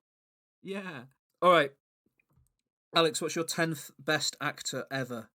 Oh, okay. So my number 10 is an amazing actor man.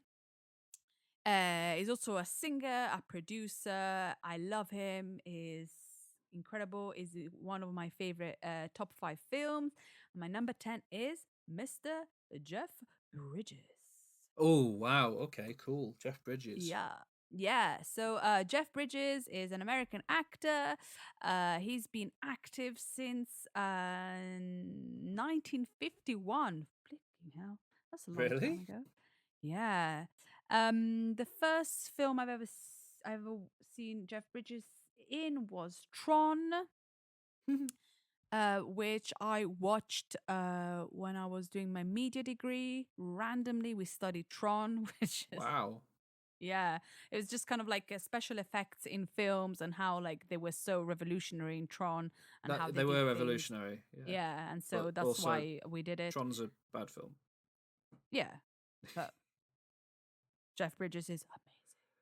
He is amazing, of course, is in The Big Lebowski. Yes, please. I love him in True Grit. I love that film and loved him in True Grit, and also in Crazy Heart. I do like him as an old man. So I think I've seen mainly his second half of his career really more than.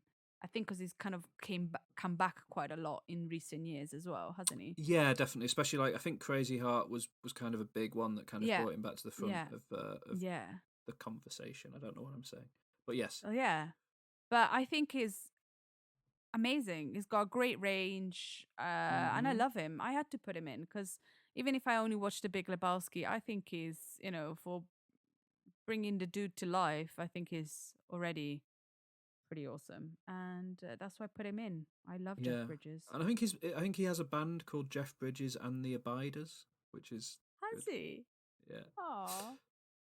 He's a very, very cool guy, and he's one of the actors that like people will write films with the specific intention of him starring in them. Like he's a kind of he's one of the best ever actors. So choice. And I love him. I had to put him in, and I've got a the more my list goes on, the more you realize what kind of actor I'm really into. But yeah, so my number 10 is Jeff Bridges. You don't have him on your list? He's not on my list, no, but I do love him. And there's not much point asking you what your favourite Jeff Bridges performance is because I imagine it's The Big Lebowski. The Big Lebowski. Yeah, that's fair. Yeah. Cool. Okay. No, that's a great start. Jeff Bridges. I Yeah. love it. Jeff Bridges. So my number 10 choice is the actor Robert Pattinson. Oh, Roberto. Roberto Pattinson. I am loving Robert Pattinson at the moment. He is an English actor, still relatively young.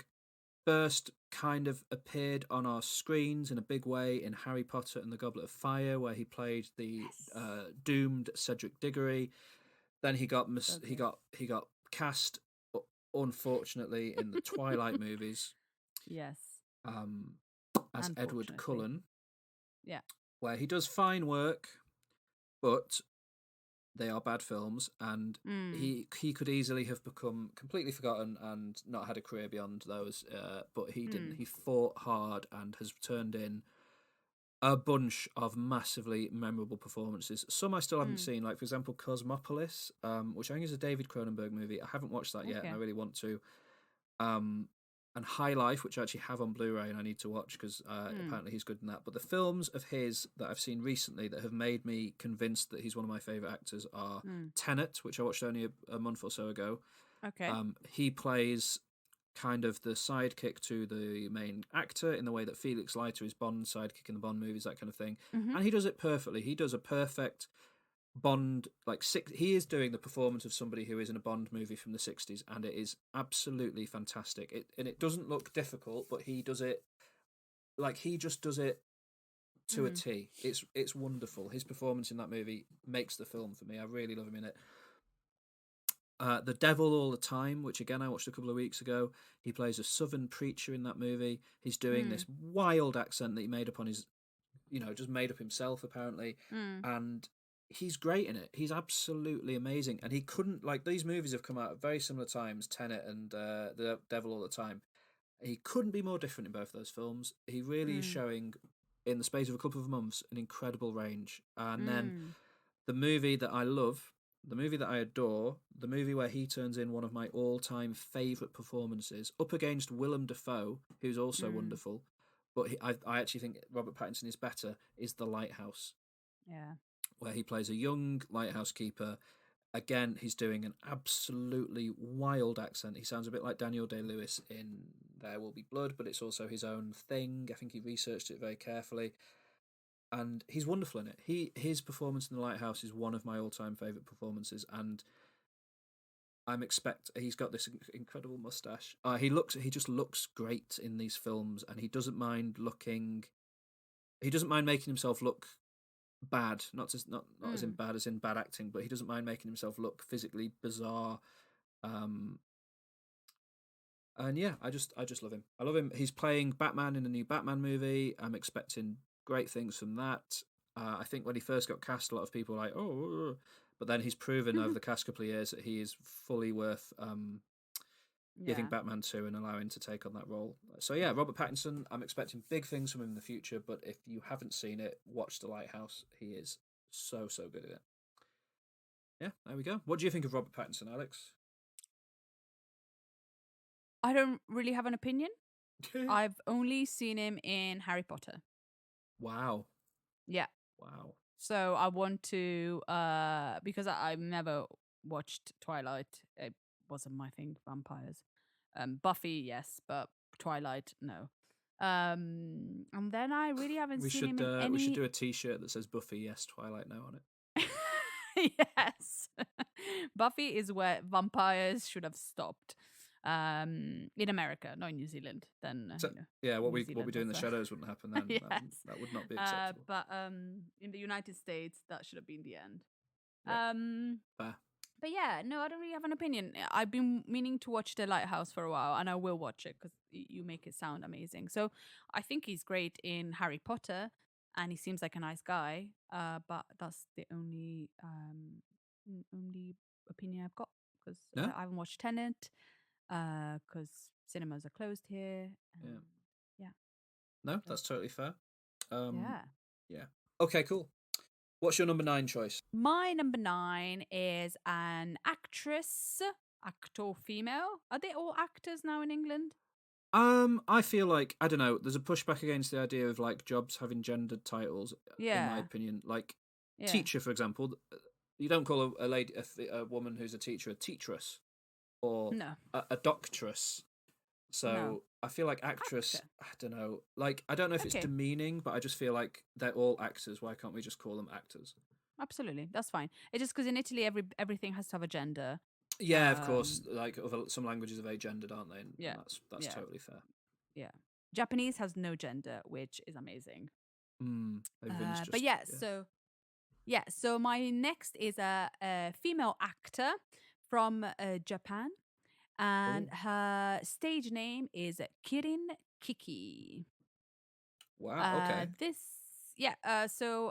She was born in Japan, and she was born Keiko Nakatani, and then she had a stage name which was, I can't remember, but then she changed it to finally Kirin Kiki. So she's an amazing actress with infinite films. She's done lots and lots of films in Japan. The first time I saw her was in the film Our Little Sister. Lovely film. Yeah, and she's in Shoplifters. She's in After the Storm. She's in like Father, like Son, like Koreeda films, and most of Koreeda films. And she was the voice of Haru in Harietti, and she is amazing. And she also added something to Koreeda's films, and now she has died. Oh. And the last film, the last Koreeda films that I've seen, she wasn't in it, and it was kind of sad. And maybe I love her because of Koreeda, but I feel like she's amazing, and I haven't really seen her in many other things. But yeah, yeah, and I wanted, and she died a couple of years ago, and I wanted to put her there because I think, she added to my favorite films something Okay. unique and important. Yeah, Yeah. that's the thing. I can't put my finger on it. She just added something to the the film, to the Yeah. performance, and she was Just just very so watchable, good. right? Just like always kind of Yeah, on whenever they're on screen, you're able to kind of just enjoy whatever they're bringing to the film. yeah. So I Mm. thought, and I just love her, and Koreeda loved her, and so yeah. What's your number 9? My number 9 is an actor who, similar to Robert Pattinson, I've seen in a handful of roles that I really, really, really love. Mm. Um, and I'm expecting bigger and better things from in the future, if you see what I mean. And we've already spoken about her today, and we've already talked about one of the roles that I really like today. And the actor is Lupita Nyong'o. Oh, Mm. In very particular, nice. so we talked about Little Monsters earlier. I think her Mm-hmm. performance in that is brilliant. Well, like I mentioned, the way she is playing it, where she has to kind of protect the children from knowing what's going on and kind of keep them occupied, and like she's playing a Mm-hmm. teacher, which is a role that I have some knowledge of what it's like to do that, and I think she does it very Yes. well. Yeah.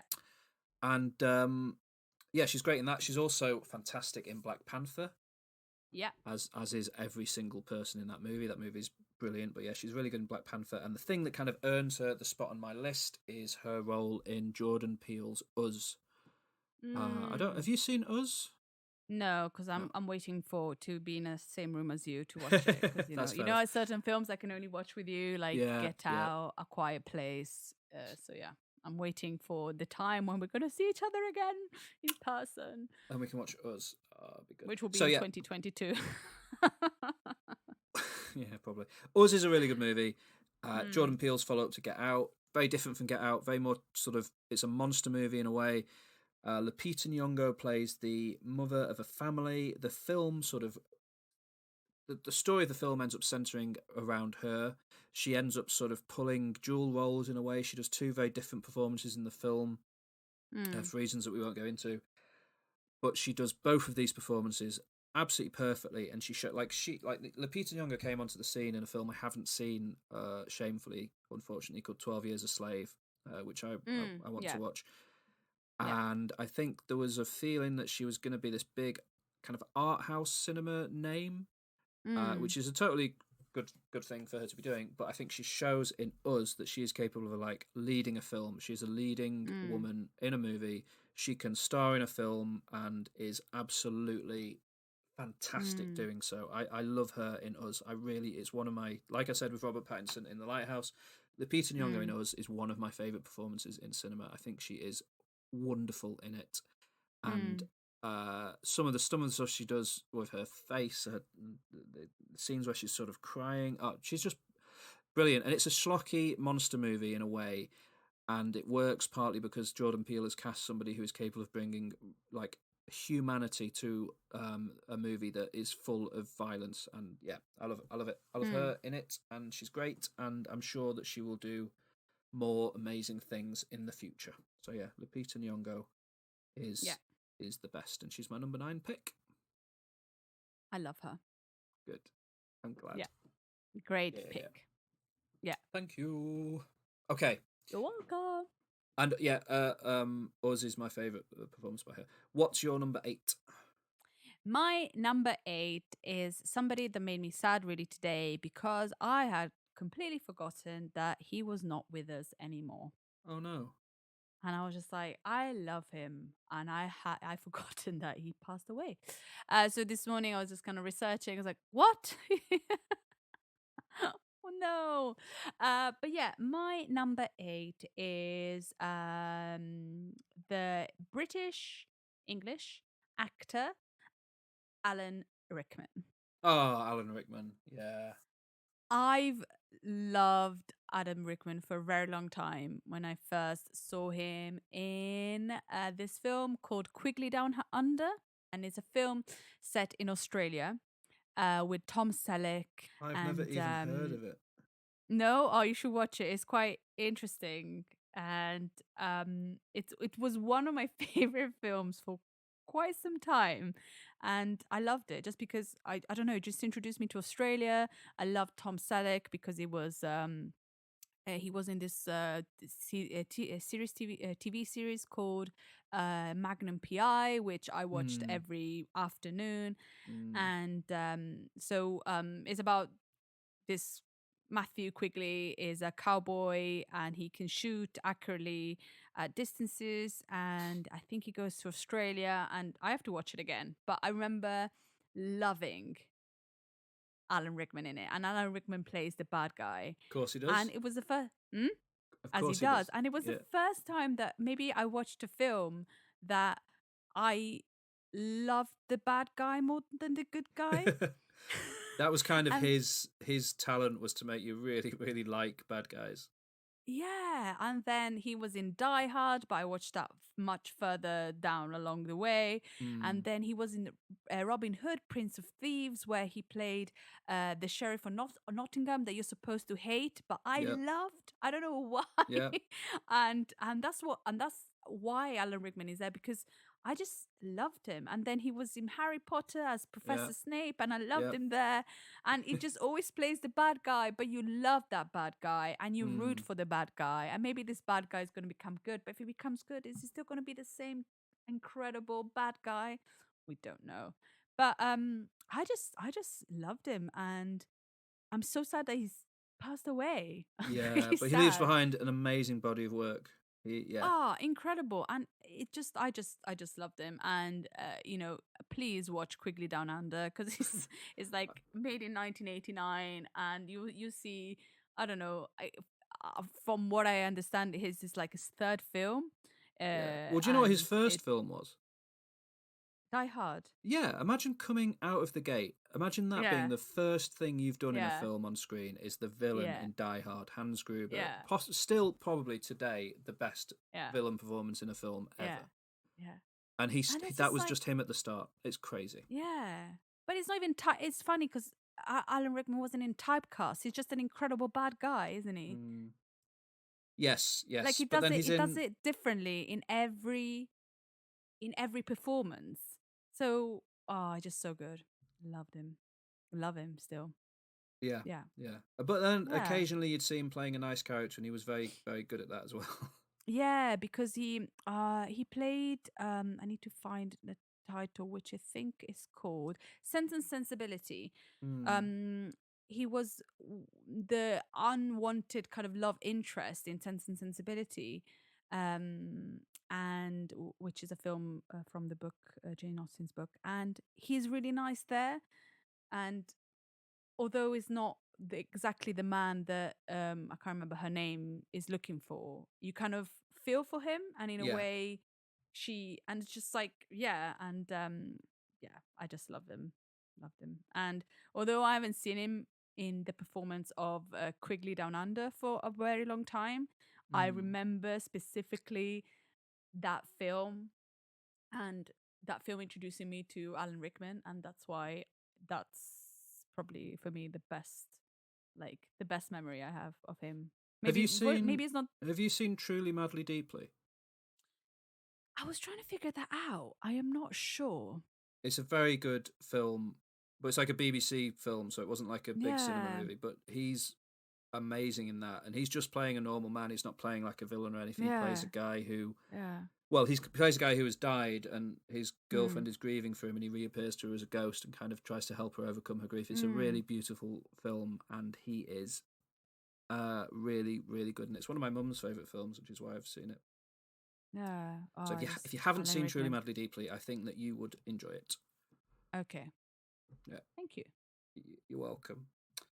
Cool. Okay. So my number 8 is Alan Rickman. And your favourite Alan Rickman performance is Quigley Down Under? I'm gonna say that because I think you should watch it because it's so good. Okay. And Magnum PI, Tom Selleck, with his beautiful squeaky voice, comes out with a bang. Yeah, okay, that's fair. Okay. Okay, my number 8 is Yeah. an actor who definitely we're getting now into territory of like, I will watch basically anything that she brings out. I will watch. I think that she has turned in performance after performance after performance, which is absolutely amazing. I adore her work, and she is Elizabeth Moss. Okay. Why can I not picture her? Elizabeth Moss, Alex. Oh yeah. Okay. I've got it. So Elizabeth Moss, Yes. I mean, big thing that she's done recently is the Handmaid's Tale TV show, which is really good, and she's amazing in it. Yeah. But in terms of her work in cinema, she's turned up in a film called The One I Love that I like.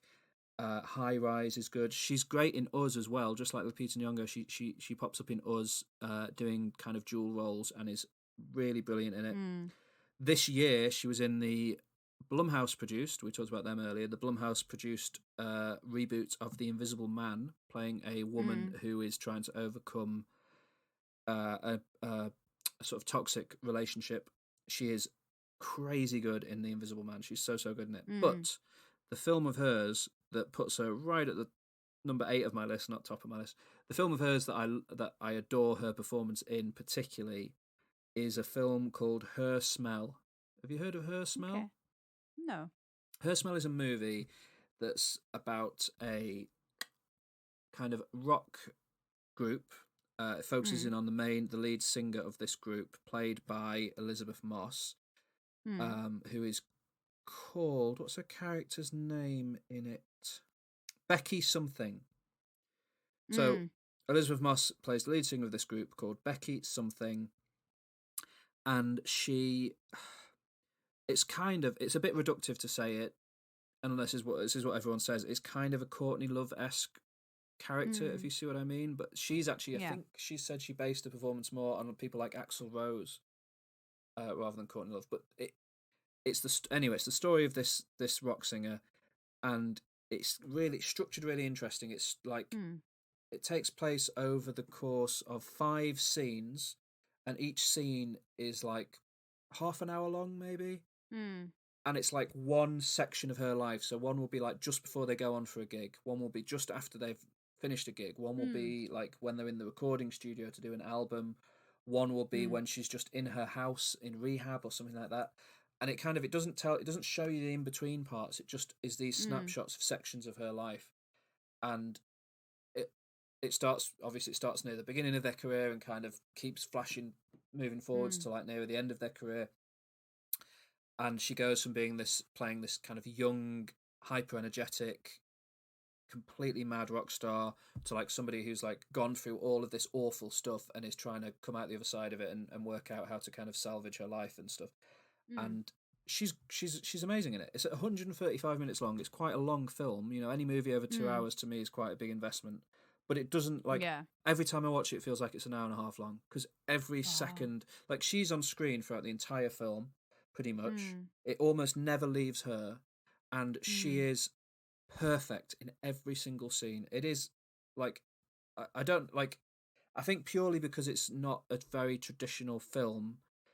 No, I don't even know. I don't know why. I don't know why she wasn't nominated for an Oscar for it. I don't know why it wasn't a bigger movie. She is perfect in it, and it's an amazing performance. And everything else she's done, she is brilliant in as well. But I truly think that if you haven't seen Her Smell, if you're listening to this and you haven't seen the film Her Smell, find it and watch it because it is wonderful. And Elizabeth Moss gives one of the all-time best performances in it. For my money, and the rest of the cast around her are brilliant as well. It's got Cara Delevingne in it. Amber Heard turns up in it. Dan Stevens is in it. It's a really good ensemble cast, but like she is the center of the film and she's great. Like the poster is just a close up of her face. Like it is all about her. So yeah, Elizabeth Moss. Cool. I think she's great. I'm not going to discuss the fact she's a Scientologist too much, but that's a pity. But beyond that, she's great. Oh God. Yeah, but by birth, she was raised as one, like Beck. So, you know, these things happen. Yeah, but you can always have say beliefs. Yeah, I guess. Yeah. Cool. So, that's my nice, number 8. Good choice. I really want to watch The Handmaid's Tale because I love the book.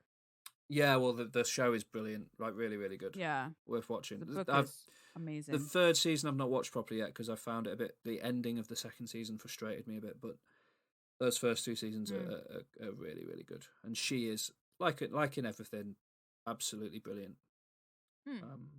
So yeah, there we go. What's your number 7? My number 7 is a female actor from America, and her name is Emma Stone.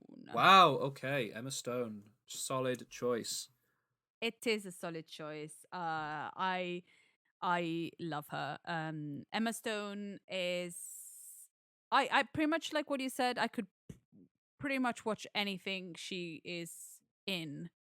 I think like if it's in it, I'll probably watch it. And I really enjoy her performances. And what I like about her, I kind of followed with her film journey. So from her first, I watched Superbad, and I kind of went in chronological order because you know there was something coming out, and I watched it. So there was Superbad and The House Bunny, and then Paperman and Zombieland, and she's got such a good range, and she can do so many different things. And I really enjoy her performances, and you know I love a teenage, high school slice of life. I don't know what they're called. Like Easy A. Loved Easy A. Coming of age. Thank you. You know, and in Crazy Stupid Love, she was amazing. Yeah, she's so good in Crazy Stupid Love. Yes. Yeah, I like Crazy Stupid Love is one of those films that like, oh, I'm not going to enjoy it, and I loved it. I love that movie. That movie's great. In Gangster Squad, she was amazing, and I just recently watched Birdman. I know that one is not. I didn't watch it with chronologically actually, but then I haven't seen any. I know I've seen only Rational Man. One film I really want to watch of hers is Aloha, because I think it's weird that she's playing an Asian person. So I haven't watched that one, but yeah, which is bizarre that they will do still that in Hollywood in 2015. Yeah, there was a lot of stuff about Aloha that people didn't like. It seemed I never watched it. Yeah, and I really would need to watch The Favorite. I love her, and I think probably my favorite film with her has to be between Easy A and Crazy Stupid Love. No, that's fair. Mine's definitely Easy A. I think that she's brilliant in that. I really love that movie. She's so good in it, and I think she revived my love for slice of life high school drama. Yeah, and I love her. I love Emma Stone. She's amazing. Yeah. She's so good, and that's why she's my number 7. Yeah, Good pick. I like it. thank you. You're welcome. Okay. My number. Ooh, towards the top 2 of the Yeah. top 10. Exactly. So my number 7 is an actor who I just adore. Very watchable. Love them in everything they do. In particular, 4 movies. No, hang on. 1, 2, 3, 5 movies that I'm going to name where they've turned in awesome performances. The fantastic New Zealand actor Sam Neill. Ooh, yes. I love Sam Neill so much. We know from the film episode that my favourite film of all time is Jurassic Park. I remember watching Jurassic Park as a child and thinking that his character, Alan Grant, was the best man that had ever lived. And loving his performance. And ever since watching Jurassic Park for the first time, anytime Sam Neill turns up in something, I'm always happy. In particular, he's like, before he did Jurassic Park, he had like a really solid career in like horror cinema. In particular, there's a movie from the 80s called Possession. I think it's 1981. And he plays I think I've talked about this podcast briefly before, but he plays a kind of a spy in Berlin during the Cold War. He comes back from a mission, and his wife, played by French actress Isabelle Adjani, who is also very good in Possession, but I've never seen her in anything else, has maybe been having an affair. They kind of it's all about this breakdown of this relationship, but it's got this kind of cosmic horror Lovecraftian angle to it as well that comes in, and it's brilliant, and he's great in it. Along with In the Mouth of Madness, a John Carpenter movie that he is fantastic in. Event Horizon, a space horror film where he has the fantastic line, "Where we're going, we don't need eyes. Yes, please." And Hunt for the Wilder People, which you've watched recently, and I'm sure you can agree, he is spectacularly good in it. Yes, definitely.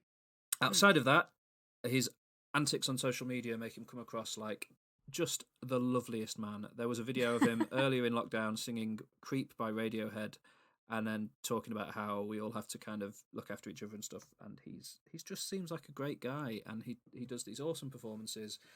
He's brilliant in Jurassic Park, which is my favourite movie, and I love him. And I'd like to meet him and give him a big hug, please. Sam Neill, thank you.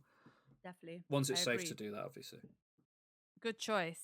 Thank you. Yeah, what do you think of Sam Neill? I like him very much.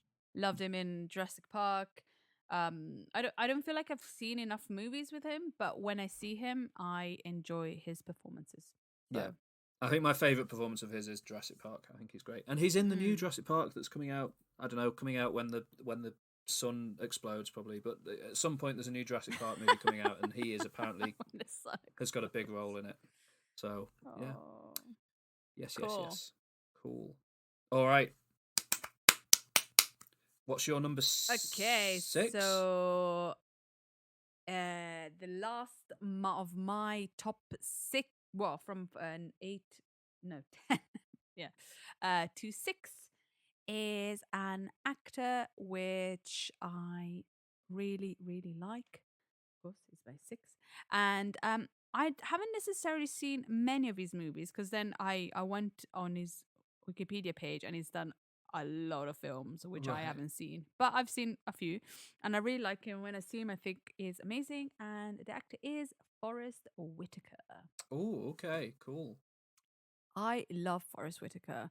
I remember the first film I've ever watched him in was this film called Ghost Dog: The Way of the Samurai. I've never seen that. Oh, it's a cool film. Yeah. My sister and I were obsessed with it, and I think we had the video cassette, or it was the first DVD we ever bought. It was like an event, this Ghost Dog, because I think it was the first kind of material film we had from something. I don't know, okay, but we loved it, and that was the first film I ever watched him in, and I thought it was really, really good. And then he's in Platoon, which is a great film, but a little bit hard to watch. Yeah, and then recently, the reason why, because it's one of those actors that you see him and you're like, oh, he's amazing, and then you kind of forget that he's such a good actor. But I've seen him recently in Black Panther, And I'm so Yeah, he's glad good in that. because he is so good in Black Panther. He's really, really good. And then you remember the films like The Last King of Scotland when he's That's his kind of spectacular. iconic role, isn't it? I mean, he is. Yeah. I remember seeing that in the cinema and being completely floored by his performance in that film. Yeah, and he's spectacular. But then you go, oh, Florence Whitaker, and then he goes. But then watching him in Black Panther, it's like, yeah, Forrest Whitaker, of Yeah. course. And Rogue One And as well. Have you yeah, seen Rogue One? Rogue One, yeah, he's in that one, and he's in Lee Daniels' The Butler. Oh yeah, I've not seen The Butler. It's a really, really good film, and it's just he's a incredible actor with an incredible range, and just so good. And he doesn't feel like he's one of those like prima donna actors. He just seems like Yeah, a really nice guy as yeah. well. And yeah, I love him. Yeah. And yeah, and I think if you haven't watched Ghost Dog, it's a really interesting film to watch. Okay, I should definitely It's watch Ghost Dog. Yeah, I keep hearing about it. yeah, but no, I love him, and that's why I put him on my list. And I'm so glad that I watched Black Panther recently because I think if not, I would have not remembered him as like the good actor that he is. And then I went back and saw like um all the films I did, and yeah, he's good. And sometimes I feel that maybe he's also in like in films in like much smaller roles, so you don't realize that he's there. But he's great. I love him. Fantastic. All right, my number 6, final one, top of this half of the list, is an actor who I adore. I've loved him since I saw him in his breakout role when I was in school, and since then he's gone on to consistently turn in interesting performances in a variety of like art house films and then a handful of blockbusters as well. And he's great. There are YouTube videos of him in interviews that describe him as radiating weird energy, and I think that's a great description of this actor. He has a weird energy. He is Jake Gyllenhaal. Oh, yes.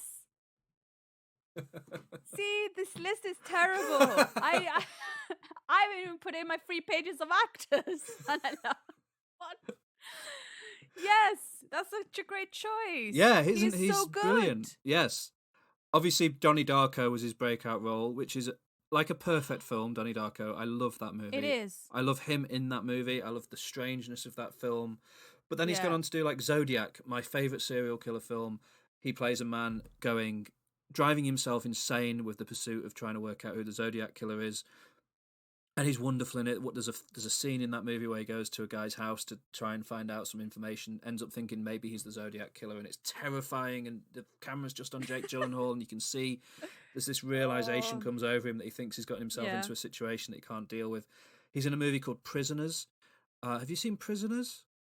No. Alex, Prisoners is amazing. It's about this guy whose child goes missing, and he becomes obsessed with the idea that this particular person has kidnapped his child, and Jake Gyllenhaal plays a policeman. I think I'm remembering this right. Jake Gyllenhaal plays a policeman and kind of that's doing part of the investigation, and he's got all these tattoos in it, and he just like it could be, and any other actor would just play that as a policeman, but Jake Gyllenhaal plays it as this really odd, slightly unhinged character, and it just brings so much to the film.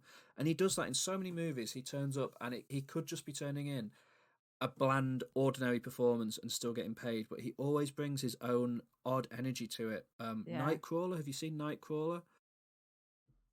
No, that I haven't seen actually. No. Yeah, he plays a guy who goes out to try. He's like an ambulance chaser basically, who tries to get footage of crime scenes to sell to news media, and he just start like in the way that Christian Bale will. He just makes himself incredibly gaunt for the role, and it just is terrifying and brilliant. Yeah. Okja, have you seen Okja? No, that I need to watch. Oh, you 'cause it's definitely on need to watch Netflix that as well. Yeah. But he like he plays a kind of Steve Irwin-esque, like famous naturalist character in that, and like just again weird energy, brings the weirdest, strangest energy to it. And in the latest Spider-Man movie, he plays the villain Mysterio. And again, there's a couple of scenes in that film where you would forget you're watching a blockbuster for a moment because Jake Gyllenhaal is just doing his totally strange thing. There's a scene in a bar in particular where he just is wonderful. And yeah, I love Jake Gyllenhaal so much. Yeah. He would probably be in my top 5, really, but I wanted to like end this episode with like a really big Do you see what I mean? I wanted to end on like someone I Yeah. really love. So he makes the Yeah. top half of my top first part of the list. Number 6, Jake Gyllenhaal. My favourite performance of his is almost impossible to decide on, but I'm just going to go with Donnie Darko because it's the first time I saw him and fell in love So good. with what he Yeah. could do in his Yeah. stupid human suit. So yeah. Yeah. Yeah. Yeah. I could. Oh, see, this was a difficult list because I Yeah. love him. It's easy I to love forget in about him as Source well somehow. Code. Like Source Code. Oh yeah, he's great. And yep. Source Code is brilliant. It's a great film. Yeah, Oh, it is. Jake. Oh, Jake. Yeah. Oh, we have some strong actors, I think. Yeah, we do. The next week's going to be, or next episode is going to be even. Oh, I'm not ready. I'm not ready. I'm definitely not ready. Like, yeah. Okay. So, do you want to run down your 10 to 6? Yeah. My number 10 is Jeff Bridges. My number 9 is Kidding Kiki. 8, Alan Rickman. 7, Emma Stone. And 6, Forrest Whitaker. Cool. And my top half of the top 10 is number 10, Robert Pattinson. Number 9, Lupita Nyong'o. Number 8, Elizabeth Moss. Number 7, Sam Neill. And number 6, Jake Gyllenhaal. Fantastic.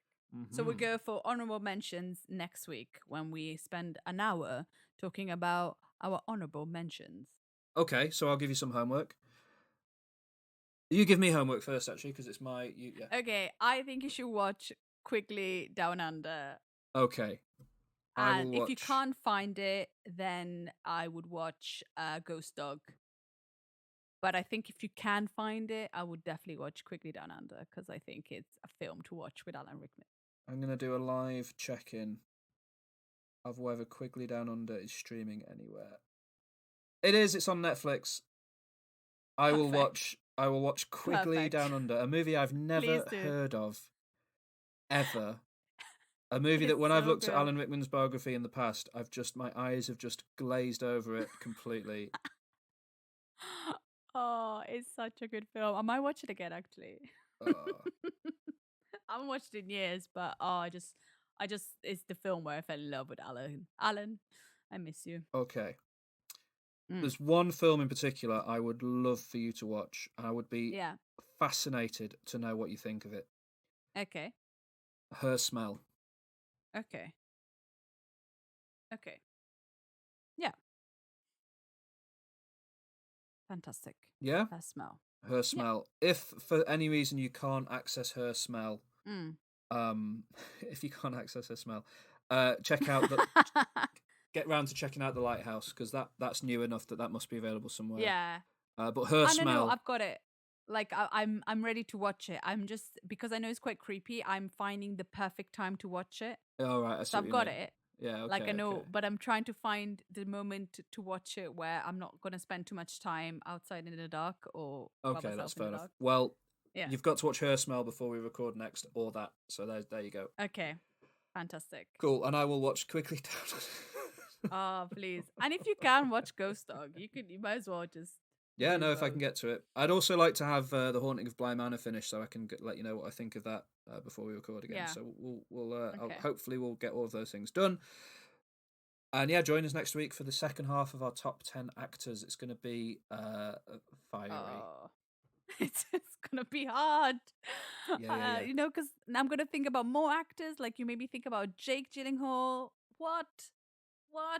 My top 5 has to be chiseled in stone at this point. I can't take anyone off it. There's people I keep thinking of. I'm like, yeah, but nobody's coming off this list. So yeah, mine is pretty set in stone, but I've got some movers, some floaters, some shakers. I had to take some out because I thought I haven't watched enough films with them. I'm nervous about my number 1 choice because it's a bit like the Robert Pattinson and Lupita Nyong'o thing. They've not got a huge filmography yet, but I think they're my favourite actor. We'll get to it next week, but Oh, I think let's talk about it next week. Yeah, we'll see. Okay. Cool. All praise be to the podcast. Yeah. And whether you're Chris or somebody else, let us know. Yeah. Anything. Check out all the links in the notes. I do links for all the things we talk about in Culture Catch Up. So if you want to remind yourself of any of that, check out the show notes there. There's also links to all our social media channels. And please, for the love of the dude, can you just drop us a message if you're listening and let us know what you think? We would appreciate it so much. And also review us on Apple Podcasts and all those things as well. Thank you so much. Yeah, it really helps. Okay. Fantastic. Okay, thank you. Love you. Okay, Bye.